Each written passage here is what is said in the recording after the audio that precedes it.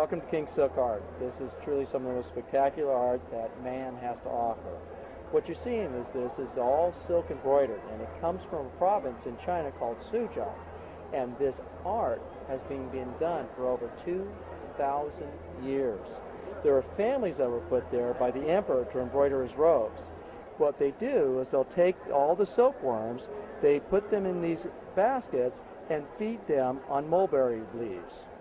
Once the silkworms have matured, they spin into a cocoon.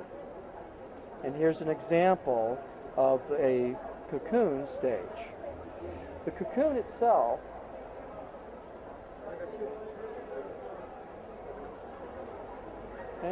and what they do with this is they'll take a vegetable dye, permeate the silk with the dye.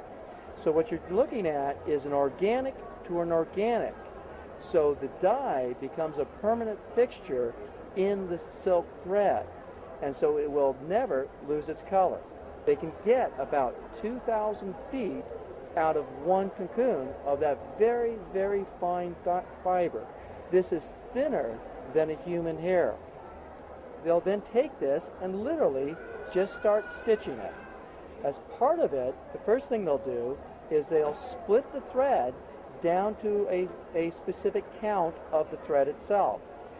The thread starts with a total of 16 strands. Depending upon the quality of the piece, they will determine how many strands they use to actually do the work.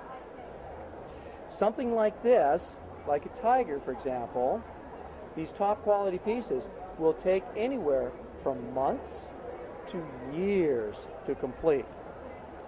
So if we look, for example, at the back of one piece, and here you can actually see that how lovely it actually is.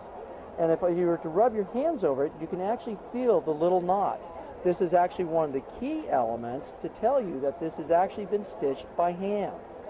So in fact, if we turn it over, and there's the front. Absolutely wonderful.